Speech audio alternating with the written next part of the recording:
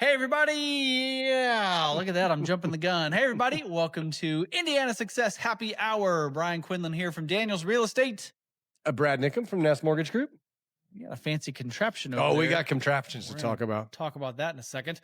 And you'll notice to my right, we have another guest. Sir, tell the folks who you are. I'm Sean Stevens with Hitman Solutions. Hitman Solutions. So if you need somebody taken out, This is going to be a great show. it's really surprising to have a guest who talks about taking people out. However, here's Sean. Actually, that's not true. Sean, what does Hitman Solutions do?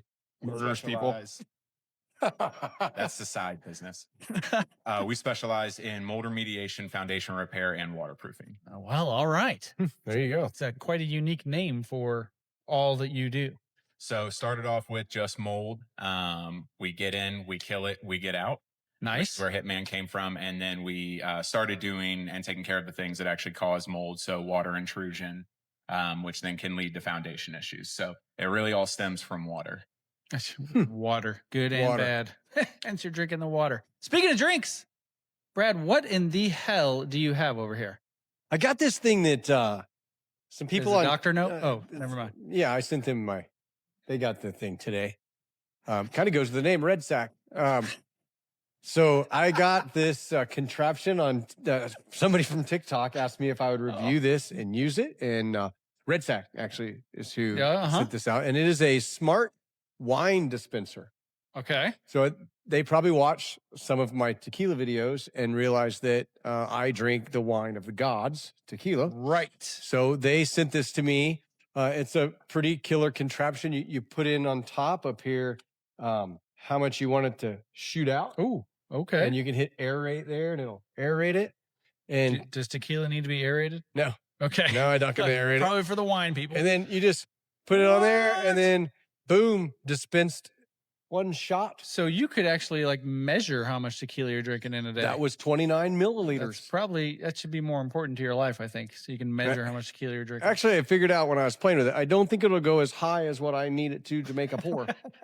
So, and today I'm not drinking tequila. What? I know, it's crazy, but I am drinking Sotol. I don't know what that means. Sotol? Because it looks like tequila. We've talked about it before, I think. Sotol is a Mexican spirit that's made from the Desilirium plant in a very ancestral way, the way they make mezcal, cooked in the ground, mashed with mallets, open fermentation, twice distilled, 40 ABV. I should take notes during these shows. Handcrafted in? Say that town, Brian. I can't even read it. Oh, is it Chihuahua? It's Chihuahua. Okay. Made in Chihuahua, Mexico. So this is northern Mexico. And it is very mezcal-like, fruity, herbal, kind of smoky. Very good. And the Sol Tu Noches people, they were nice enough to send a bottle and a shirt and a hat and saying thank you for all the stuff that we've done Gracias, for them. Sol Tu Noches. Yeah, thanks, Danny. All right. Well, What are you drinking over there? congratulations. I'm drinking a beer I've had on the show before, the Sunlight Cream Ale from our friends at Sun King. Thank you very much, Kevin and the gang. Recently picked as the best beverage in the entire state of Indiana by, what was it, Wine and Spirits or something like that. I don't disagree. It's a high quality beer. So, there you go. Cheers to you. They are the beers of beers. Sean, drinking water. Cheers. Cheers to the water. Security. There's water in it, Absolutely. and there's water in what we're drinking. There you go. Good point. Yep. Water and everything. And everything? There's water in everything? A lot of things. I agree with that. All right, Sean, let's get into it. How long you been at Hitman Solutions? So I've been a Hitman for about 5 to 6 months now. Okay. I have history with everybody that works there. We've worked together previously doing the same thing with foundation, waterproofing, and mold. Okay. How long has Hitman Solutions been around? Hitman Solutions has been around, I think, about 10 years-ish. Megan? 2020 is when it started? Okay. I was 2020. So we're 5 years. doubled up on there. But yeah, about 5 years. That's why we edit. Yep. He does. It's all good.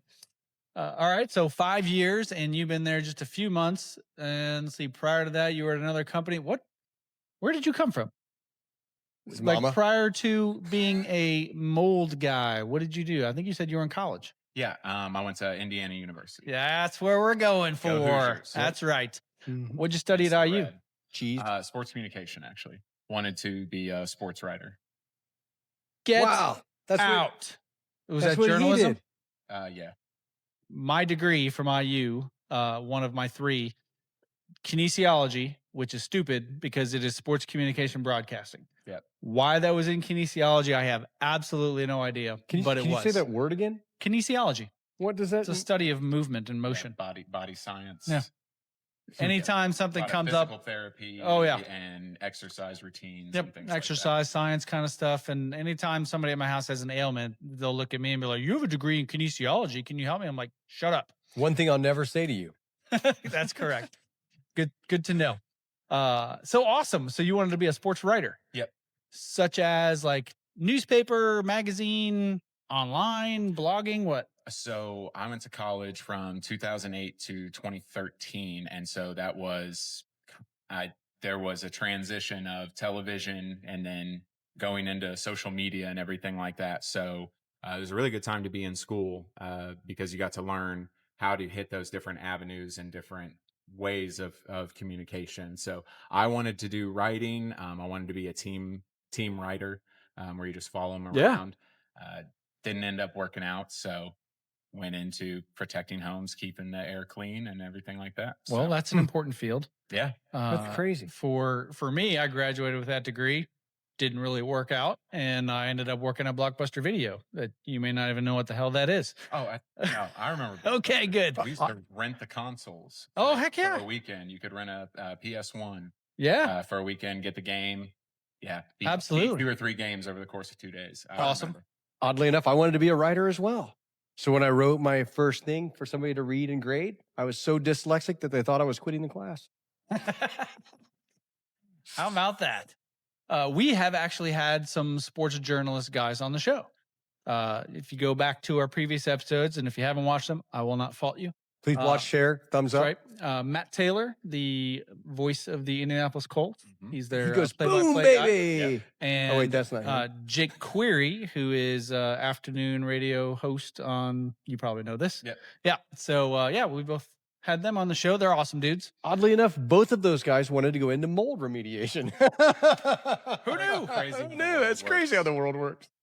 All right. That's So what happens when you ask an 18-year-old to figure out what they want to do for the rest of their life. I was going to be Johnny Hoosier Melon Balls. And how'd that work out? Didn't work out. Well, you have sang on stage Yes, I have. Multiple with places. your guitar. So Yep. that's pretty solid. Yep, I stood beside it. Exactly. This is my friend, my guitar. All right. So how does one get from wanting to be a sports journalist to mold remediation? The classic, I had a friend whose dad ran a mold remediation company and was hiring when I got out of college. Okay. Perfect. So, it was just an in to the business. Started as a technician. So started as the one who would actually show up, full face respirator, full body suit, Ooh. HEPA vacuuming off all joist and wood down in the crawl space, spraying it with an antimicrobial solution. It was awful. So I did that for about 3 years. It's awful. I keep doing it, but it's awful. It's not easy work. Our crews, No. it's pretty crazy how good our crews are, how dedicated they are to doing it, because it is an easy thing to just want to throw your hands up and not do anymore. They can't But- throw them up very high. No. If you're laying down, Is there a height requirement? That's actually a really good question. Yeah, because if Kevin Hart didn't get his job, he could have been a mold I say- remediator. I'm 6'2". Oh, good Lord, and you were in a crawl I space? was able to squeeze Mm. around. I was getting in one today where there's an entrance above and somebody ran an HVAC trunk right underneath the entrance. I had to take my No. belt off to get in and out. It kept hanging up on the ductwork. So yeah, thank you, builders. Make Oh, it yeah. real easy Thank for us goodness. sometimes. All right. So you've been in many a crawl space. What type of animals have you encountered going down into those? Honestly, I really haven't seen Really? too many. The only one was this was a house that had multiple additions put on it over time. And so the crawl space was segmented. You had to go through holes this wide in between each one. And I get to the last one and I've got a headlamp on. I look over to the corner and it hits the eyes of a raccoon. Very large raccoon. Probably not happy that you were there. And I understood immediately that I am in your element. this is your house now. And my claws aren't as good as yours. But we had an understanding because I started shimmying Hey, back buddy, and it started going the other way. We just, he understood that I Like, conceded. Hey, dude, I'm going to help your allergies. Man, that would, I think I'd have to check my pants after I was done with that because holy moly. Yeah, we are at a huge disadvantage Mhm. on a 3-block crawl. 6'2". You couldn't get up and run out of there. Nope. Wow. Just shimmy backwards. I got to imagine in your field, you really can't be like a hefty guy. Yeah, there's a couple they shoved down in there. We have certain crews that are more basement oriented. Okay. Basement oriented. That's a great way to put it. Is the better way. That is So- well done. That was a very good way to say that. Yeah. What Have were you the ever? pants that we wore as kids when you were a big kid? Weren't they like Huskies or something? Yeah. Yeah. You were Husky. Husky So you got a pants. Husky crew? Or We maybe have basement oriented crews. or the Zubaz, little parachute pants. Only action. you wore Zubaz. No, actually, I did not. I had tons of parachute pants. Oh, But I grew up in the 80s. You were a little older than me. No, you're older than me. That's what I meant but to say. I also grew up in the 80s. Yeah, but you grew up in Anyway. the late 80s. Is there ever been a crawl space that you could not get into? Yes. What happens at that point? So that's happened, I don't know, maybe 2 or 3 times. The worst one that I saw, all of the floor joists were touching the dirt. Oh, wow. Those basement guys live upstairs. There was no vapor barrier down, so it was just non-treated lumber sitting right on top of dirt in a crawl space, which perpetually stays wet. Water is always evaporating, so ground gets saturated, dry, wet wants to find dry, so it was evaporating, and every floor joist had rotted out. Wow. And so what Shocking. needed to happen? Surprise, surprise. We had to tear out all of the subfloor, so all the finished flooring, all the subfloor throughout the house, dig from inside the house, so bucket yeah. out to a trailer, and then sister every single joist in the place, put a new subfloor in. So, yeah, That's not cheap. That just says everything's about a $48,000 job. That says everything's fixable, though. Is there a minimum depth for a crawl space? Depending on what year you're talking about, Okay. because we work on 100-year-old homes, 120-year-old homes, all the way to brand new, because even some of the brand new homes will have issues. For the most part, it's about 3 block high is the average. When you see 4 block, you're stoked.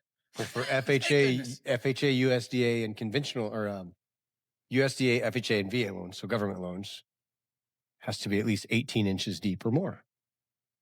Or they got to hire you to dig it out. I say, where we dig it out. Yeah, 18 is where it gets. That's Especially one of them basement guys. That's tight. Yep. As the guy, I schedule, so I know where to send what crews. Okay. So, This one will take Monty. Seth's going to have to go to the other job. I've And if there's a Monty and Seth, I'm sorry. just a Sorry, coincidence. So I guess this is up to the builders, I suppose, but I've always wondered, like, why don't they just encapsulate basements and crawl spaces when they build them? because it costs more money. Expense, Throw it on the damn buyer. As a math teacher, I know, but for a later time, it just makes more homes sense. are already expensive and hard for people. I to know. buy. I'm already paying that much. I'll pay a couple hundred extra to. Oh yeah. Oh, you would qualify if they weren't encapsulating the crawl space. On new builds, they do require a waterproofing system. The only problem with that is they use cheaper material.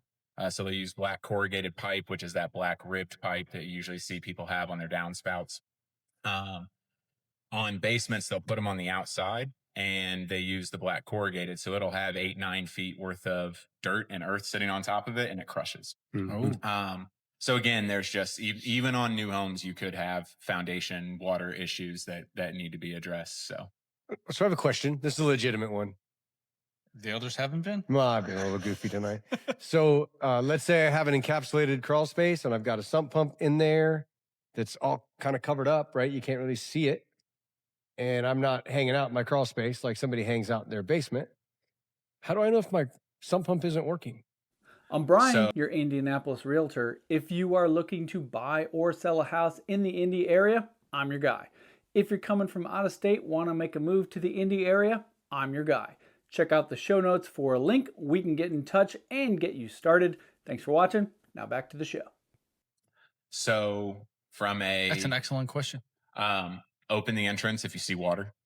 Okay, but If makes sense. if a sump pump's not working, and it has pipes leading into it, like it has a perimeter drain system, when the pump goes out, that drain system can somewhat work against you because all that water is being sent to one area. right. So that's the easiest way to tell from without having to go underneath the house. If you know the location of your crawl space, when it's raining, go over there. You should hear a now, if it's something that you want to absolutely know, you can there are different tiers and levels of pumps that you can get and different features that they have. You can get Wi-Fi modules that will connect to your phone and can alert you if you're not home.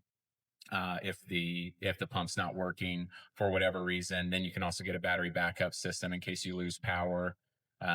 Which when do we lose power? When it's storming. Yeah, of when course. it's raining. Yeah.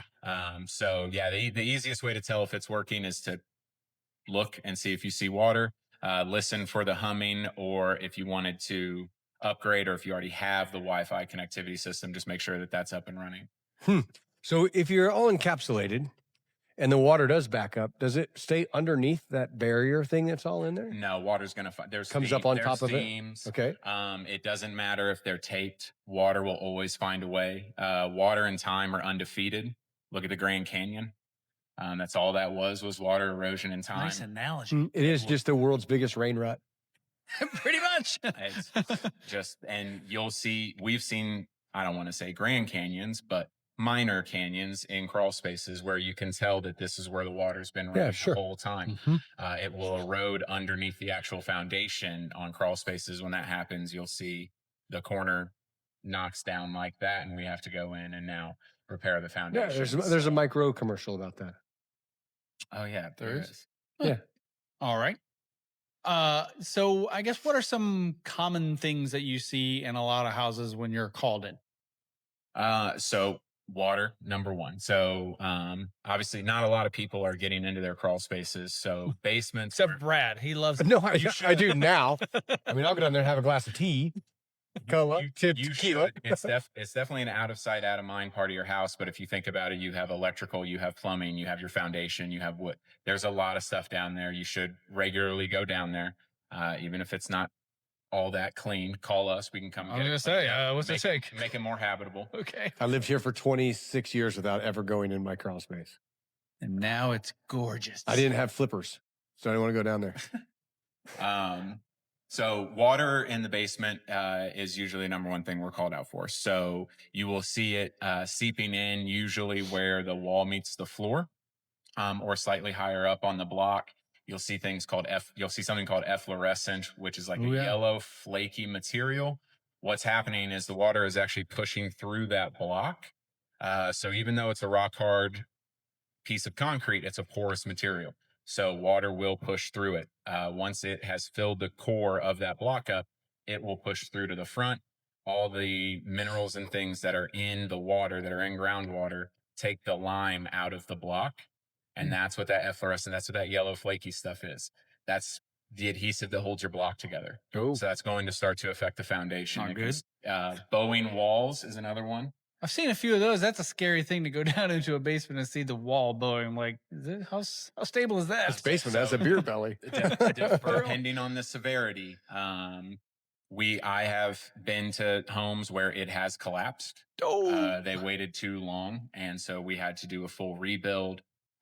We also have simpler fixes if you catch it early enough. We have carbon fiber strips, which are really nice. They adhere right to the wall. You don't lose any sort of floor space. If you get over a 2-inch bow, that's where we look at what are called C channels. So it's a metal channel that runs from floor to ceiling. If you have the room in between homes, we'll put a soil anchor out there so that we can keep it so you get that nice compression on it. If you don't, we secure it to the footer for the wall and to the joist up above to keep that wall from caving in. I can see that conversation. How do I know when I waited too long? It'll cave in. If you Then the phone call, it caved in. yeah, you'll start to see a horizontal crack, usually just below grade, on the mortar joint. And so if you start to see that, just kind of lean your head against the wall, and you'll probably see it bowing outward. You know what causes that? It's water. Water. This Again, water. Water wins. causes it. Water giveth, water taketh Man, away. without it, we die. And with it, it breaks your foundation. And it breaks the foundation. It can make you sick with mold. So water management is very important. So gutters, downspouts, things like that. It adds up. I want to say, for a sports journalist, you know a shit ton about foundations and water. I learned how to talk in college. I learned about foundations and mold. Who's your Well favorite done. athlete? Favorite athlete of all time, probably Charles Woodson. Really? Yep. Why Charles Woodson? I was 7 years old when he won the Heisman, Okay. and was just starting to get into tackle football. And I was the size of a 7-year-old cornerback at the time. So I wanted to be Charles Woodson. So I'm a big time Michigan fan as well. Are you from Indiana? I am. I'm from Westfield. Okay. Shamrock? Yep. All right. I'm glad he said Heisman Trophy, because I was like, oh, that guy's a football player. Anyway, sports guy, he is not. Nope. Did you play sports? I did. Westfield? What'd you play? Football. Oh, Who's the quarterback? cornerback? No. No. Ended up playing linebacker. I was gonna say. So outside linebacker. I was gonna guess D end at 6'2", but When you're playing a 3-4, the down outside linebacker is essentially a defensive end. So yeah, that's true. I blitzed more than I didn't. Okay. I was blitzed a lot in high school. Having nothing to do That with is football. no joke. Got to play against Jack Doyle in my last game. Oh, nice. They smoked us. Yeah, well, Yeah, you know, he was caught that it. Heritage Christian? No, he went to Cathedral. Okay. He caught Still a really good. 75-yard touchdown on the first play of the game. Was he a tight end there too, or a wide Yeah, receiver? He's Okay. the tight end. Yeah, he's pretty good. Always Yeah, felt he- that's he- a bad name for he the player. turned out all right. He certainly did. Yeah. All right. What else you got? Oh, no, I do have a question. So we may have had a phone conversation about this, but it's something that I see often on real estate inspections or home inspections, tuck pointing. And You don't know what tuck pointing I've been is? doing real estate for 5 years and never really understood what the hell tuck pointing is, but it comes up a lot. And I didn't work in the bricklaying industry. What's tuck pointing? Tuck pointing is repairing the mortar in between block and brick. Use a pointer So to tuck the mortar into the joint. Oh, thanks. that's it. He actually used to labor. I used to be a bricklayer. Yeah, so brick on a house or block is always going to be a good indicator of foundation movement. You'll usually see stair step cracking, or in severe cases, a crack right through the block. So you want to address the cause, which is going to be more than likely water and erosion. Water. And then It all comes back. Then you address the damage by supporting, repairing the foundation, and then you go and you tuck point once Okay. it's all said and done. How come when you look down a brick wall in front of a house, you can see all these places where they forgot to put the mortar? Weep holes. Weep holes. Yeah. Because I bet you know what that is. because the water has to have somewhere to go. There you go. And it weeps its way out that Yep. little hole. Oftentimes walking through houses, especially basements, you know, you see some cracking in the wall, you know, whether it's a step or whether it's like a straight crack or whatever. And, you know, I'm not a professional, but I'll look at some of those. Oh, it's probably just, you know, settling. Mhm. Is that a real thing? Is that something to be concerned about? How do you know if it's just settling versus calling you guys?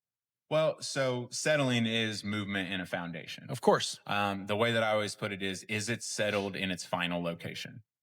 You know, has it hit its final resting place? A lot of the times, no, because the cause hasn't been addressed.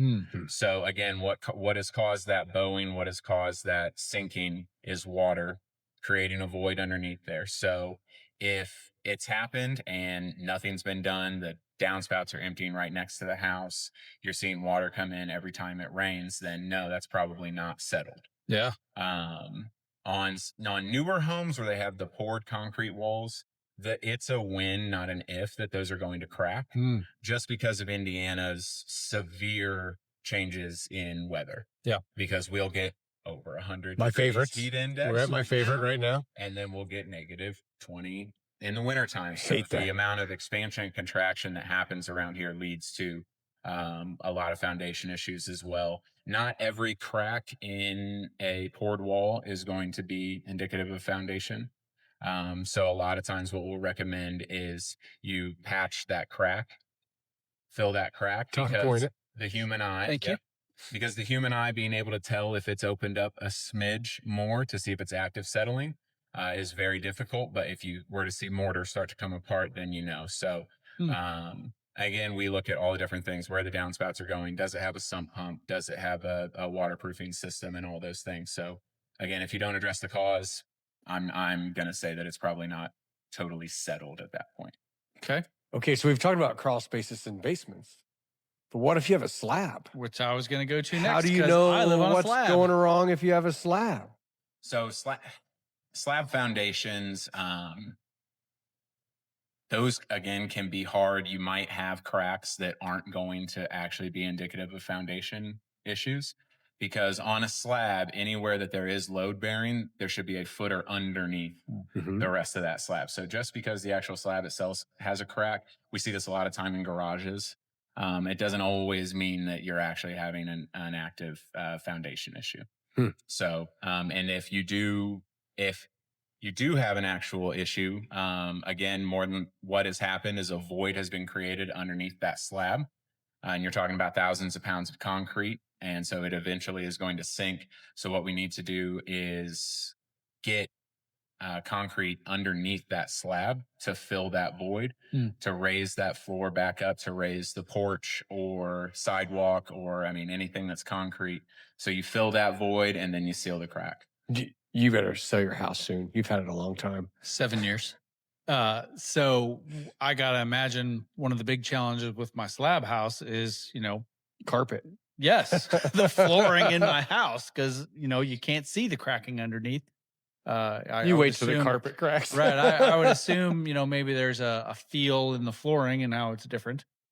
So you can have that. Also look for drywall cracks. Oh, okay. On a slab foundation, drywall cracks are gonna tell you a lot, whether it be exterior walls or interior walls, depending on what you have going on. On the exterior of slab homes, there is still a cinder block foundation. And so we have had to go in and do piers, because it's that actual part. It's not necessarily the slab. So it's not all just one big poured piece of concrete. Yep. So if you did a poured foundation and you didn't do block, like you do a poured foundation for some crawls for basements, is that a better than a block foundation? To me, it doesn't really make a difference, because they both have their things that are going to happen. Sure. It's quicker. Yeah. It's quicker for builders to Sure. just pour rather than have to lay Sure. individual block. But when we go in and we repair, we're always going to build back with block, because you're not going to be able to get that form to pour the new foundation wall. So I guess I think, when you're pouring it, it's solid versus having holes in it, like blocks do. There's more rebar in that when it's poured. So you'd think it'd be a lot stronger. those do have seams. Sure. And so you can see where water comes in through the seams. Sometimes, again, if the water management isn't Right. addressed, Still screwed. then it's eventually it's going to find a way. Yeah. So, but your poured walls are way more susceptible to cracking. The thing with that is, now that on the newer homes, people are taking advantage of that extra square footage and they're finishing it. They're putting in an egress window. They're having that installed during initial construction. Well, now all the walls are drywalled. And so again, to know if you have a water issue, walk around the perimeter, like inside the basement. If any of the carpet or the flooring feels wet, if you see any sort of mold growth going on the drywall, most of the time there's going to be a wall crack there. And we have a wall crack repair system as well. The wall crack guys, are they normal size guys? Wall cracks are usually taken care of basements. By the basement guys? So all sizes welcome. Seth is back in. So if were to ask how could I possibly keep water away from my foundation, because this continues to happen? Building a big hill. Exactly. What kind of recommendations do you have for someone who may not live on a big hill to try and remediate the outside of their house? So number one thing is going to be gutters and downspouts. If you have buried downspouts, make sure they're working. So again, that black corrugated pipe, a lot of people will bury that. Yeah. And sometimes they don't terminate it to daylight. So the other end of it is just hitting up against dirt. What's eventually going to happen is that dirt's going to wash back in. It's going to clog that pipe. Yeah. The easiest way that I tell people to stay aware of that is during a heavy rain, get an umbrella, walk around your house. If you see water spewing up from where that extension meets that downspout, it's clogged. Okay. So I will always recommend just running downspout extensions on top of the grass. If pain in the ass for cutting my grass. Yeah, but almost foolproof when it comes to making sure that the water drains and everything like that. What if you run with PVC and into a French drain with a pop-up? Doesn't that take care of it? So when we bury it, that's what we'll do. We'll bury it with PVC and then we'll terminate it with either a pop-up or we just do a catch basin, drill holes in the bottom of it, lay gravel underneath it. Pop-ups are okay, but you do have a moving piece. Yep. And so anytime something moves, you rip that top off. Something can break. You leave that top off. I've seen that quite a bit. And then you get rolled ankles. Don't run in the ditch. Watch out when you're playing football in the yard. And then keeping your gutters clean. Even if you do have gutter guards on it, eventually small granules from your roof, small seeds, broken up leaves are going to get in there. So just, that's kind of your basic homeowner maintenance. Any sort of grading, like you were saying, live at the top of the hill. Negative grading is bad. Top, somebody's probably having to live at the bottom. Yep. So try and address grading. It's always going to be better to take away than it is to add for grading. You don't want to add too much because then you can have dirt or mulch sitting up against the sill plate. And that can start to rot out the sill plate. And now you're going to have foundation issues. Do you know what the sill plate is, Brian? Yes, sir. Okay, I was checking. Thank you. Thanks for asking. What else do we need to know? I mean, you were getting kind of deep. I just wanted to make sure you weren't wondering what in the sill plate is that. So your company is called Hitman Solutions. Does anyone ever contact you looking for a hitman? Unfortunately, yeah. Oh, no way. Yep, we did have a prank caller calling in. I think he called 5 or 6 times a day for 2 or 3 days. I don't know that he was pranking you. I think he was looking. He seemed very determined to get his wife handled. Oh man, are you taking that call? I took one of them. Okay. I took one of them because he wasn't listening to the no's and wrong numbers. Hey, how far can you get someone with a 50 cal? He's like 300 yards, but we're not interested. Did you notify the authorities on that? We did. It got to a point where it was a little abusive. Oh man. So that's, kind of the route that we were going was let's get this guy to stop abusing us and prank calling us. So we turned it in. Turns out that the guy had previous charges that would align with what he was asking us to do. Oh my. Oh, okay. Wow. Well, you may have stopped a murder. Yeah. May have. That's fantastic. Now you're a hero. We kill mold, not wives. That's a good way. Did you tell that to him on the phone? Many times. Sir, we killed the mold. Because I have an identity theft guy. If I could find him, I'd hire you to go take care of this. I'd say be careful if a hitman wears Hitman on his shirt or hat. Yeah. Because something tells me he's not going to be the most discreet fellow. Yeah, most of the ones you see on television, you don't know that. They're not advertising. They're not assassins. Black suit, bald head. The accountant. Yep. Kind of a Rain Man type guy. Oh, yeah. Maybe the Jackal. Watch out for the accountants. Peacock. That's a good show, the Jackal. You just don't see him usually in a shirt that says gun for hire. True that. Yeah. A dead giveaway. Yeah. Doesn't have the QR code on his t-shirt. Need someone taken care of. Although you may be able to hide in plain sight that way. Perhaps you could. No way he's that guy's probably a mold remediator. Not a wife remediator. All right. Well, Sean, thanks for being here, man. This Absolutely. was super informative. I know I learned a lot. Did you learn Dude, this is a good one. Yeah. After this episode, we're going to go down into Brad's crawl space and get it checked out. Can you put a bar in there for me? We can do it. Yeah. I think that'd be awesome. Ooh, wow. That only serves water. Have our shortest friends over. All right. Sounds great. Hey, No, it'll be thanks a dry for bar. watching Indiana Success. It's going to be a dry Happy bar. We're not having any Hour. water problems. That's a good point. Brad? I drank mine. Good Cheers. Lord. Cheers to y'all. See you next time. It's Brian and Brad, grab your seat.